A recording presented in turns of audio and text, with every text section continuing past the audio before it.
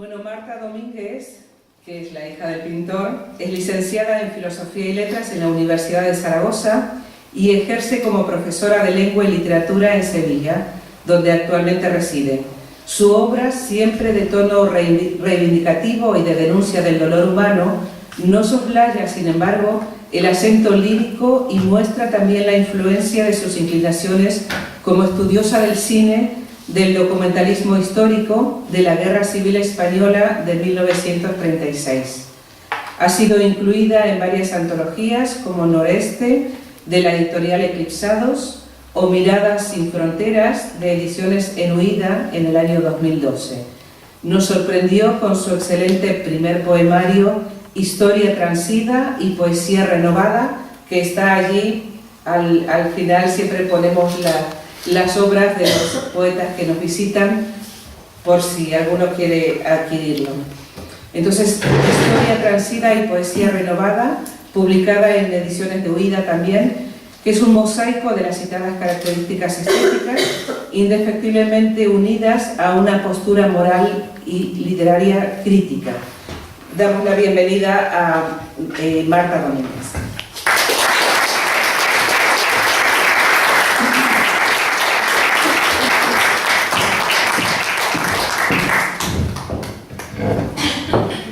Hola, buenas noches a todos. Bueno, mi poemario voy a explicar un poco antes de leer. Entonces tiene 4 núcleos temáticos. Uno es, bueno, siempre digamos que la idea de la muerte salpica todo el poemario, pero no hay que entenderlo como una muerte real, sino más bien metafórica. Sobre todo tiene que ver con la crisis espiritual que estamos viviendo ahora, con la crisis económica, la crisis espiritual. Entonces la muerte salpica el poemario, pero digo que es metafórica. Los 4 núcleos serían la poesía de género, la propia poesía, el propio arte de escribir, la Guerra Civil Española, también el tronco, esa crisis espiritual, esa crisis de valores, pues con la crisis que viene ya desde los años 30 en España, y también pues, la poesía, o sea, y también pues, lo que está ocurriendo ahora mismo en el presente. Y entonces digamos que tendríamos esos 4 núcleos: la propia poesía, la muerte, la poesía histórica, la poesía social, histórica comprometida, y bueno, yo voy a leer. Y si acaso, si queréis, luego pues podemos comentar algo más. Amapola mutilada. Amapola mutilada soy, por las horas de bares y aguardiente. Mondadientes pareces al explorar las muescas caninas donde amuelo mis iras. Compadreo de falos que se tiran faroles bajo un sol maleante y castigador, donde un Cristo con senos de metal pone espinas y traza el camino del Calvario. Camino de senos cuesta abajo que recorren por no reír, escándalo borracho, tierra adentro. Oblicuidad del rayo de luna. Y sucede que es noche de luna enamorada que en líquidos metales se deshoja. Sucede que en esta noche aciaga se devanan los hilos de una araña y caemos presos como insectos. Titilante rumiar de las estrellas transformando el cielo en un constante guiño de ojo izquierdo. Titilar de la estrella que hace guiñar al cielo. La infancia es un presente destilado en pasado. Confundimos el céfiro por cierzo al mecer en danza los hinojos. Empleamos el vientre por pesebre, viendo crecer los frutos, y al final la muerte.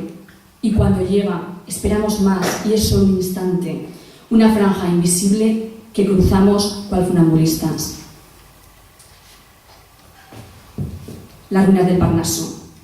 Este poema, por ejemplo, tiene que ver con lo que comentaba antes, ¿no? La crisis económica que se une a una crisis de valores que estamos viviendo en la actualidad, en el presente inmediato. Las ruinas del Parnaso. Me desperté una noche blanca y ciega y tenía un sudario por pijama. Miré a mi compañero, yacente a mi lado él, y también descansaba en su mortaja. Abrí el balcón, crujió, la calle en pleamar se desbordaba. Las ruinas se colgaban del alero. Europa era un escombro, resquebrajaba el gótico, bogaban con la vara de laurel los sabios griegos en medio de la debacle. No llegaron auroras boreales desde el norte sin aire, y comprendí que el mundo era un cadáver y los hombres inertes, ladrones de cuerpos. Hago también, ahora con este último verso, ladrones de cuerpos, hago también un guiño al cine, que, bueno, como ha dicho Inés, inicié un doctorado en cine y entonces pues hay un poco de intertextualidad a un verso, también el título de alguna película. Intento que se abracen las dos disciplinas. Está, por ejemplo, Danzad, danzad malditos. El título es a partir del film homónimo de Sidney Pollack. Este poema da un poco la idea de angustia y de agobio. Los que hayáis visto esta película recordaréis que, bueno, es la Gran Depresión en Estados Unidos y entonces la película va de gente que en un concurso de baile tienen que bailar sin parar incesantemente por un puñado de dólares, ¿no? Y gana el que no deja de bailar, ¿no? Entonces esa es un poco la idea, esa metáfora de la angustia, ¿no?, constante, y yo pues lo relaciono también con el presente actual. Hay campos de amapola convertidos hoy en crisantemos. Hay una llave que otea el horizonte sin hallar posibles cerraduras. Mariposas de alas cercenadas como clítoris roto. Hay cruces de alabastro y en el lugar del vino y de las rosas hay hedor de rosas putrefactas. Me asomo al cementerio de mis días. Ha muerto el ser humano. Nadie llama a la puerta carcomida. La sombra del ciprés, en su vaivén, se jacta de los días azules del pasado, ya sin panes ni peces. Danzad, danzad, malditos, sobre lodo y agua destilada, libre ya del clamor de las termitas.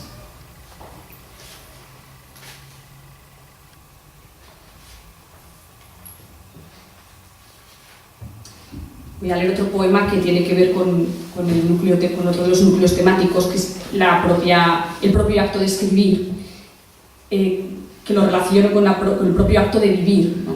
O con la dificultad de la existencia.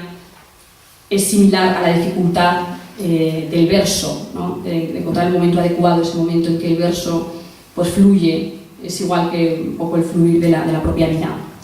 Poema. Y de pronto hay ganas de vivir e insufla un aire nuevo el encabalgamiento. Llega el baile de letras deslizantes en la estrofa y reclamos extasiados al final de la cesura. Buscamos, seguimos al ritmo en el desahogo. Sorteamos escollos al filo del verso como en una barra de equilibrios.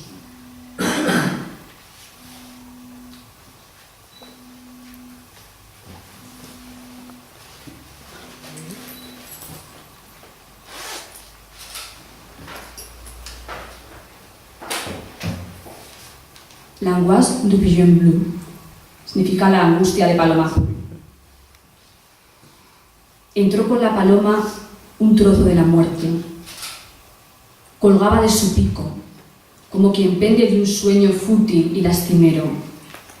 Flotando en el vacío, se coló en mi sábana y en mis sueños.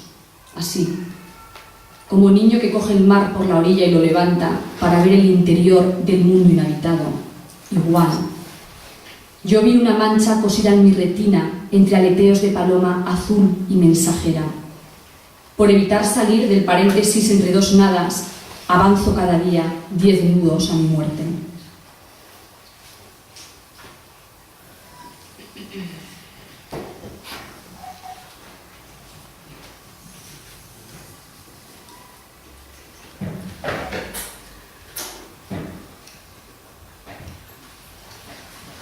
Bueno, voy a leer ahora, como digo, confronto un poco el pasado histórico nacional, la guerra civil, la memoria histórica, porque yo el doctorado que hice tenía que ver con cómo se refleja la guerra civil en el cine español, ¿no? Entonces un poco la recuperación de qué características tienen, ¿no?, las películas que se han hecho sobre la guerra, que se han hecho muchas a partir sobre todo de la democracia, bueno, cuando se podía hablar de la guerra, porque antes de los años 80 era muy difícil, era todavía un tema tabú, ¿no?, y a veces todavía lo sigue siendo.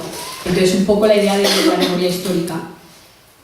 Y este poema tiene que ver con la guerra civil. Este ya es también de la situación política, pero esta vez del pasado, no actual, sino del pasado. De Bellum Kivili, la guerra civil, conflagraciones. La guerra no nos cambió, trazó fronteras infranqueables, mientras los niños eternos de la canción No querían reírse, ni esperaban lunas bordadas en la sangre escarchada de la madre. La historia no nos cambió y nada cambia ahora tampoco. Están perdiendo los mismos. Soldaditos de plomo de una sola pierna avanzan en mi memoria por lugares recónditos que nunca existieron. Tengo el recuerdo ubicuo de lo que nunca viví, tejido por imágenes palpitantes, palabras de poeta, ruidos sordos de bombas subterráneas, carteles de guerra, puños en alto, pasos del Ebro y hambre, tanta hambre. La utopía nuevamente perdida, nunca más perdida que en este instante. He hundido mis manos en el polvo de las antiguas trincheras y solo quedan reflejos del carnaval andante de la España eterna y atroz. Bueno, yo no sé cómo... No, sigue. Vale, tú me avisas si acaso, porque yo aquí me empiezo a leer y...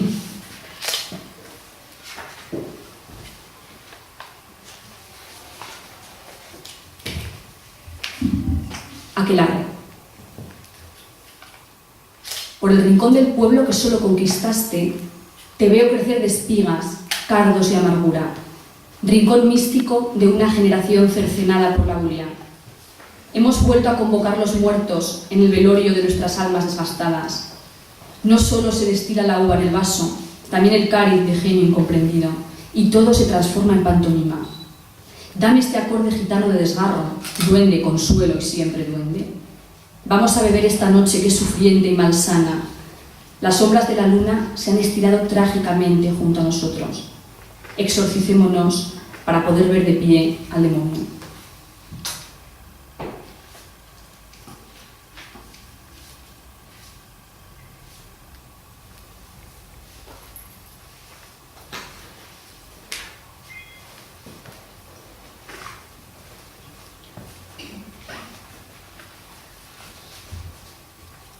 Expurgación. Lo único que sé es la palabra.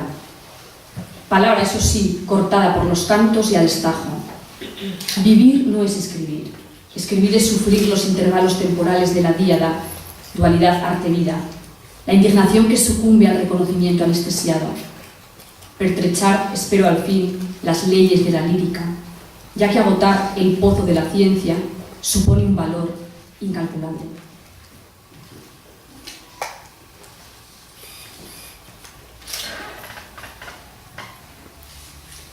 Bueno, ahora tengo 3 poemas breves que los he unido como si fuesen, lo digo como si fueran Aiki, ¿no? Estos pequeños poemas japoneses, como si fueran Aiki.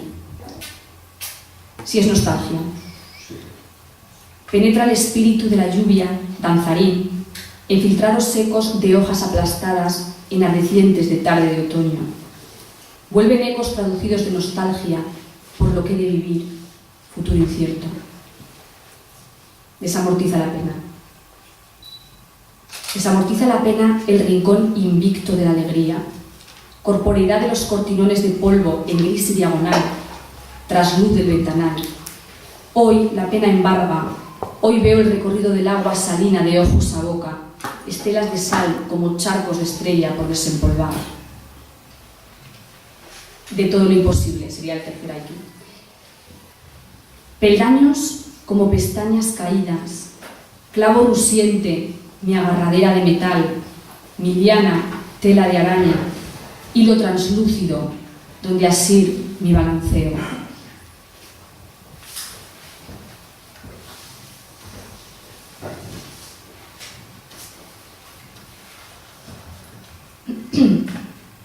Intitulado. Hay aluminio bajo la nieve, vamos a verlo, expectantes. Ahora tocaremos fondo con barcazas en los pies, hundiéndose en la nieve veteada. Vamos a trazar caminos de lodo con pincel sufriente y estupor del que nada espera. Inmersos somos en turbina de vendaval hediondo. Ahora juntos tocaremos fondo. El pastel de Europa se desmigaja en un cuenco de porcelana china.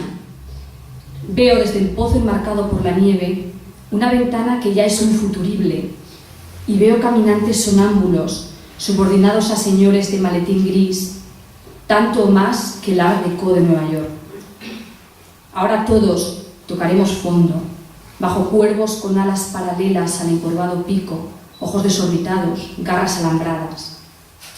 Somos ya caminantes sonámbulos cruzando una pasarela de billetes falsos. Allí, en la solana imaginaria, hemos hundido el pie en la nieve hasta los dientes.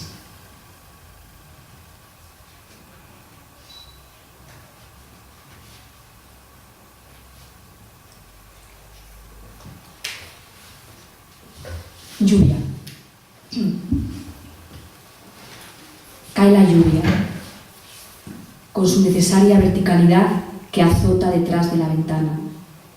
Llueve, llueve. Sobre el farol, todo es mar que cae en gotas, hasta el fango y cubre el suelo, donde se hunde el alma en su oleaje.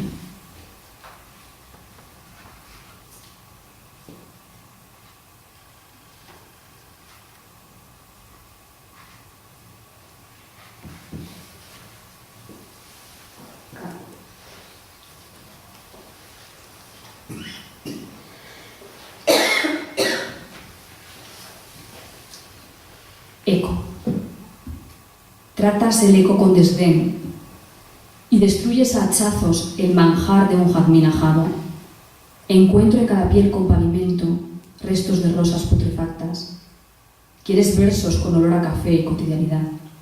Descubro que borracha las notas están rotas y no puedo describir el mundo con luz y oscuridad de pluma subvertida. Deshaces la vida en cada escalón que lleva hacia otras muertes.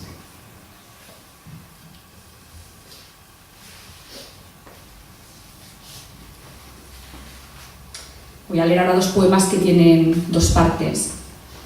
Se llaman así Memento Mori. Memento Mori es un tópico muy barroco. Y bueno, como yo también me siento muy cómoda, bueno, no es que me sienta muy cómoda, sino que la poesía del barroco pues me gusta mucho y creo que yo también soy un poco barroca, ¿no? En muchos de los tópicos e ideas de la literatura del siglo de oro, sobre todo la del siglo XVII, ¿no? Si Memento Mori. Toco mi cicatriz, no es una cruz. Un eje de coordenadas que surca mi vientre, símbolo túmulo que pese a todo me ha librado de las larvas. Ignoro cómo puedo caer en el vértigo eclipsado en el vacío, el más existencial, el único existente. Ahora, cuando dentro albergo tu semilla. Y la segunda parte es Memento Mori 2. Tiene que ver con la fugacidad de la vida también. El presente que es efímero y se nos escapa. Y por eso digo que es muy barroco el poema, en ese sentido.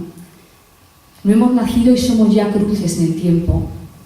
Nos imagino en un coche, por una de esas carreteras sin fin, surcando desiertos a cada lado, encuadrados en un film blanco y negro. Puedo sajar mis ojos para no ver más otoños o sueños inútiles que nunca seremos capaces de alcanzar y se perderán para siempre en lontananza. Podremos escapar de todo esto, pero nunca podremos evitar llegar con báculo, a tres patas, sin poder ignorar las iras de la esfinge o los binóculos triangulares de algún ser todopoderoso.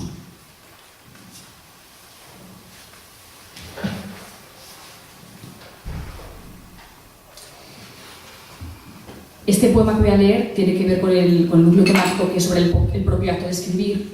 Y es un poco como también es efímero, es decir, el momento de inspiración hay que aprovecharlo, porque a lo mejor ese momento si no lo aprovechas, pues pasa y ya no vuelve, ¿no? A veces tienes en la cabeza una imagen y si no la escribes en ese momento, un sentimiento, un olor, algo, pues se pierde para siempre. Coger la biznaga por el tallo, lamer la salvia divina justo a tiempo, porque el verso es un vagón de tren que parte presto. El silbato del maquinista se escurre entre los dedos, templanza del grano de arena deslizante en el reloj oblicuo. De todo lo difícil elijo el verso, lo imposible de asir, lo lastimero, pentagrama de papel, impensable sostener la melodía.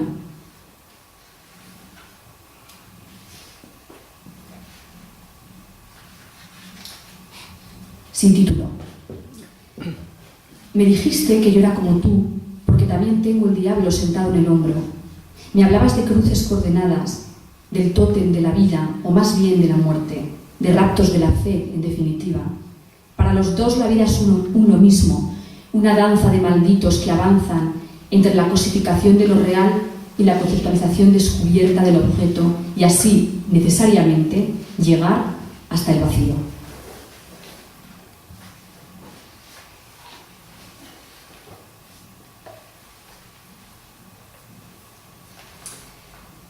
Voy a leer ahora dos poemas que... ¿Uno más?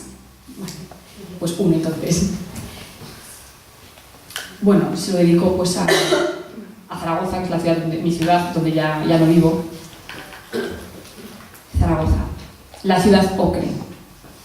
La ciudad que duerme y se despierta, sorprendida por las cimas del Moncayo, mientras los adoquines destruidos a golpe de bayonetas se arrastran, calzada abajo, por las ruinas austeras del ocre, casi inexistentes, al impulso del cierzo y el solano.